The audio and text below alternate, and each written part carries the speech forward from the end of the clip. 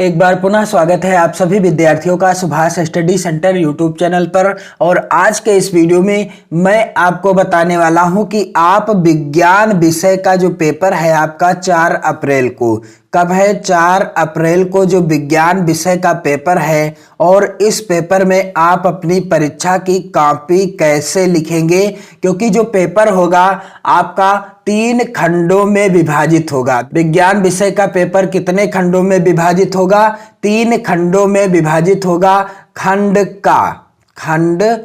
का और खंड खा तथा खंड गा, 3 खंडों में आपका विज्ञान विषय का पेपर विभाजित होगा। तो आपको किस तरीके से प्रश्नों का उत्तर देना है, आपको खंड वाइज ही प्रश्नों का उत्तर देना है। सबसे पहले आप चाहें तो खंड का के प्रश्नों के उत्तर दे सकते हैं, चाहे तो आप खंड खा के प्रश्नों के उत्तर दे सकते हैं, अथवा चाहे तो आप खंड गा के प्रश्नों के उत्तर दे सकते हैं। तो आपको बोर्ड परीक्षा की कॉपी में किस तरीके से प्रश्नों का उत्तर देना है, चलिए मैं आपको मॉडल पेपर के द्वारा बता देता हूं कि किस तरीके से आप खंड वाइज प्रश्नों का उत्तर देंगे। तो यहां पर आप देख सकते हैं, उदाहरण के लिए मॉडल पेपर है मेरे पास, और इस मॉडल पेपर का जो खंड का है यहां पर आप देख सकते हैं खंड का इस तरीके से होगा। और प्रश्न संख्या 1 का जो कि इस प्रकार से पूछा गया है, और इसी तरीके का प्रश्न पूछा भी जाएगा। समतल दर्पण की फोकस दूरी होती है, यहां पर आप देख सकते हैं विकल्प दिए गए हैं 4। पहला है 0, दूसरा है अनंत, तीसरा है 25 सेंटीमीटर, और चौथा विकल्प है यहां पर -25 सेंटीमीटर। तो राइट आंसर क्या है इस प्रश्न का? समतल दर्पण की फोकस दूरी क्या होती है? उत्तर है इस प्रश्न का अनंत। तो मैं अब इसका जो है उत्तर कैसे लिखूंगा बोर्ड परीक्षा में, या आप कैसे लिखेंगे यदि यह प्रश्न आता है या इसी तरीके का प्रश्न आता है, जो भी विकल्प सही होगा उसी का नंबर डाल के आपको लिखना है। यहां पर आप देख सकते हैं कुछ इस तरीके से आपको हेडिंग डाल देना है खंड का। इस तरीके से आपको सबसे ऊपर हेडिंग डाल देना है कॉपी के पहले पेज पर, खंड का पहले पेज, यानी जो आप रोल नंबर भरते हैं उसके बाद जो पेज मिलता है जहां से आपको लिखना है, तो खंड का इस तरीके से हेडिंग डालना है। इसके बाद आपको प्रश्नोत्तर नंबर आप लिखते हैं तो प्रश्नोत्तर नंबर या प्रश्नोत्तर संख्या इस तरीके से 1 डाल देना है। फिर इसके बाद आपको यहां पर 1 का, 1 खा और 1 गा और 1 घा, इस तरीके से जितने भी प्रश्न हैं प्रश्न संख्या 1 के अंतर्गत सभी का नंबर यहां पर एक एक लाइन छोड़कर डाल देना है। अब प्रश्न संख्या 1 का में कौन सा विकल्प सही है, यहां पर मैंने आपको बताया है समतल दर्पण की फोकस दूरी होती है दिए गए विकल्पों में से। यहां पर विकल्प कौन सा सही है? बी वाला ऑप्शन सही है। तो यहां पर 1 का के आगे हम क्या करेंगे? बी नंबर इस तरीके से डाल देंगे, इस तरीके से बी नंबर डाल देंगे। फिर इसके बाद सही वाला ऑप्शन लिख देंगे अनंत। ऑप्शन सही कौन सा है? अनंत। इस तरीके से आपको उत्तर लिख देना है। इसके बाद आप देख सकते हैं प्रश्न संख्या 1 खा, जो कि इस मॉडल पेपर में इस प्रकार से है। आंखों में प्रवेश करने वाली प्रकाश की मात्रा को नियंत्रित करता है। कौन नियंत्रित करता है? यहां पर पहला विकल्प है परितारिका, दूसरा विकल्प है पुतली, तीसरा विकल्प है श्वेत मंडल, और चौथा विकल्प है सिलियारी पेशियां। तो उत्तर क्या हो जाएगा इस प्रश्न का कि आंखों में प्रवेश करने वाली प्रकाश की मात्रा को नियंत्रित करता है। कौन नियंत्रित करता है? उत्तर क्या हो जाएगा? उत्तर हो जाएगा पुतली। यानी इस प्रश्न का भी विकल्प कौन सा सही है? दूसरा सही है। तो मैं क्या करूंगा, यहां पर आप देख सकते हैं इस तरीके से 1 खा यहां पर लिखा हुआ है और दूसरा ऑप्शन सही है, इस तरीके से बी नंबर डाल देना है और उत्तर लिख देना है, यानी जो विकल्प है बी नंबर में। तो यहां पर पुतली है इसलिए पुतली लिख दिया मैंने। और प्रश्न संख्या 1 गा, जो कि इस प्रकार से है, यहां पर आप देख सकते हैं सिलिकॉन पदार्थ होता है। यहां पर पहला विकल्प है सुचालक, दूसरा है कुचालक, तीसरा है अर्धचालक और चौथा है कोई नहीं। तो उत्तर क्या हो जाएगा इस प्रश्न का? इस प्रश्न का उत्तर है अर्धचालक, यानी तीसरा ऑप्शन सही है। तो यहां पर आप क्या करेंगे?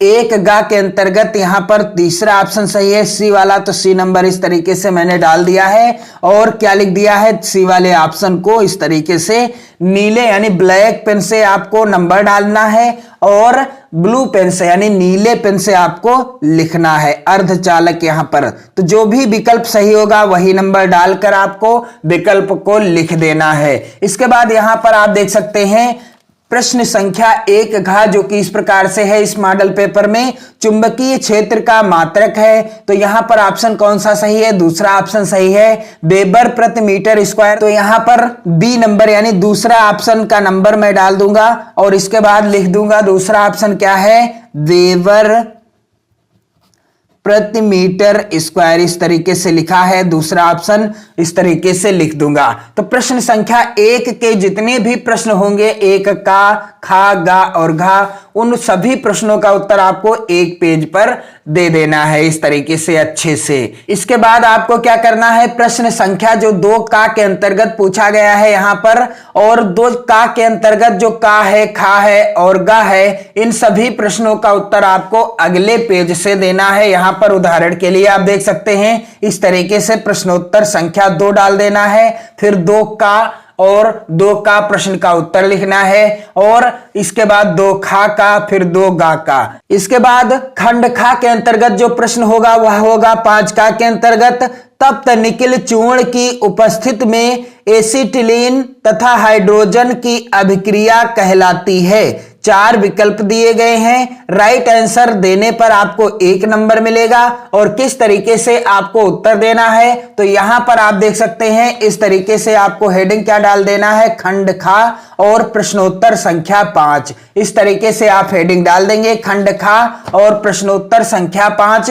तो 5 का के अंतर्गत और खा के अंतर्गत यहां पर आप देख सकते हैं 5 का, 5 खा और 5 गा, इस तरीके से आपको नंबर डाल देना है। तो 5 का के अंतर्गत ऑप्शन कौन सा सही है, दिए गए मॉडल पेपर के प्रश्न का उत्तर कौन सा सही है, दूसरा ऑप्शन सही है। यहां पर आप देख सकते हैं 5 का के अंतर्गत जो प्रश्न है इसका ऑप्शन दूसरा सही है, योगात्मक अभिक्रिया। तो यहां पर मैं क्या करूंगा, बी नंबर यानी जो बी नंबर लिखा है तो बी नंबर, और यदि इस तरीके के नंबर पड़े हैं यहां पर आप देख सकते हैं रोमन अंकों में, तो इस तरीके के आपको नंबर डालना है, जो आपके पेपर में होगा वही आपको लिख देना है। फिर यहां पर क्या लिख दूंगा मैं, दूसरा ऑप्शन है योगात्मक। इस तरीके से अच्छे से आपको लिखना है, बढ़िया से राइटिंग बनाते हुए, योगात्मक, और आगे क्या लिखा है, अभिक्रिया, योगात्मक अभिक्रिया, इस तरीके से।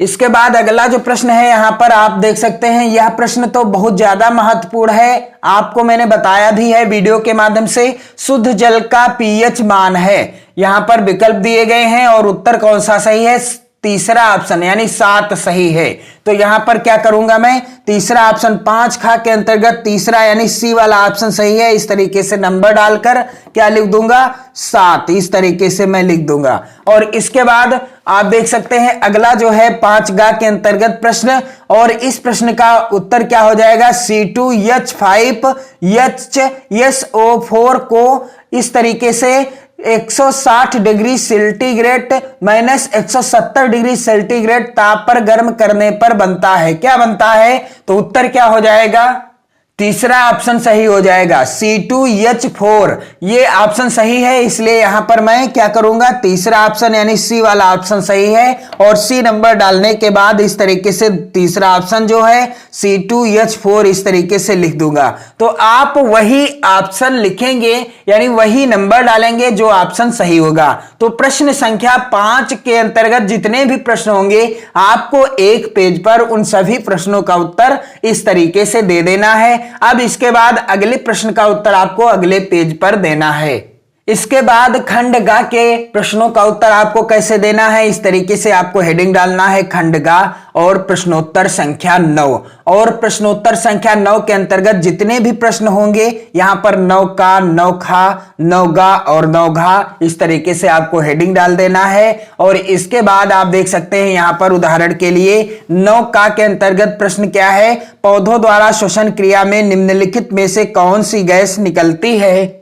तो यहां पर इस प्रश्न का उत्तर क्या हो जाएगा, कार्बन डाइऑक्साइड, यानी तीसरा ऑप्शन सही है। तो यहां पर मैं क्या करूंगा, तीसरा नंबर यहां पर सी नंबर इस तरीके से डालने के बाद क्या कर दूंगा, तीसरा नंबर जो है यानी जो विकल्प है वही लिख दूंगा, कार्बन डाइऑक्साइड। कार्बन डाइऑक्साइड इस तरीके से आपको भी लिखना है। जो ऑप्शन सही होगा वही ऑप्शन आप लिखेंगे, कार्बन डाइऑक्साइड, इस तरीके से। और प्रश्न संख्या 9 खा, जो कि इस प्रकार से है, बौनेपन का क्या कारण है। तो उत्तर क्या है, वृद्धि हार्मोन के स्राव की कमी। तो यहां पर तीसरा ऑप्शन इसमें भी सही है, तो सी नंबर यहां पर मैं लिखूंगा, सी नंबर यानी तीसरा ऑप्शन। और इसके बाद तीसरा ऑप्शन जो है उसको भी मैं यहां पर लिख लूंगा इस तरीके से, वृद्धि हार्मोन, वृद्धि हार्मोन के स्राव की कमी, इस तरीके से आपको भी लिखना है। जो विकल्प सही हो उसी को आपको लिख देना है। प्रश्न संख्या 9 का यहां पर आप देख सकते हैं, किसी आहार श्रृंखला में गैर जैव निम्नीकरण पीड़क नाशियों का प्रत्येक उच्चतर पोषी स्तर पर बढ़ती हुई मात्रा में एकत्रित होते जाना क्या कहलाता है। यहां पर कौन सा ऑप्शन सही है, यहां पर तीसरा ऑप्शन यहां भी सही है, जैव आवर्धन। तो यहां पर सी नंबर आपको डाल देना है, या जो ऑप्शन सही होगा वही नंबर आपको डालकर लिख देना है उत्तर। उदाहरण के लिए यहां पर आप देख सकते हैं, यहां पर तीसरा सही है, इसलिए मैंने सी नंबर डालने के बाद तीसरा विकल्प लिख दिया है, जैव आवर्धन। और इसके बाद 9 घा के अंतर्गत प्रश्न है, और ये सभी प्रश्न महत्वपूर्ण हैं। प्राकृतिक रूप में ठोस ईंधन कौन सा है, कोक, कोयला, सीएनजी, एलपीजी। उत्तर क्या है, दूसरा ऑप्शन सही है, कोयला। यहां पर 9 घा के अंतर्गत दूसरा ऑप्शन सही है, इसलिए दूसरा नंबर डालने के बाद दूसरा ऑप्शन लिख दिया है मैंने, कोयला। तो जो विकल्प सही होगा उसी का नंबर डालने के बाद आपको इसी तरीके से उत्तर लिख देना है, और खंड वाइज आपको प्रश्नों का उत्तर देना है। और मैंने आपको बता दिया है, खंड का के अंतर्गत जो बहुविकल्पी हैं उन प्रश्नों का उत्तर एक पेज पर, और खंड खा के अंतर्गत जो प्रश्न है उनका एक पेज पर उत्तर देना है। और जो खंडगा के प्रश्न है यहां पर आप देख सकते हैं, उदाहरण के लिए प्रश्न संख्या 9 के अंतर्गत उन सभी प्रश्नों का उत्तर आपको एक ही पेज पर लिख देना है। इसके बाद आपको अगले प्रश्न का उत्तर अगले पेज से देना है। तो आशा करता हूं कि आपको अच्छे से समझ में आ गया होगा कि आपको पेपर में कॉपी यानी विज्ञान विषय की कॉपी किस तरीके से लिखनी है। यदि आप इसी तरीके से विज्ञान विषय की कॉपी लिखते हैं तो आपको बोर्ड परीक्षा में बहुत ही अच्छे अंक मिलेंगे। पढ़ते रहिए, मस्त रहिए, स्वस्थ रहिए। जय हिंद।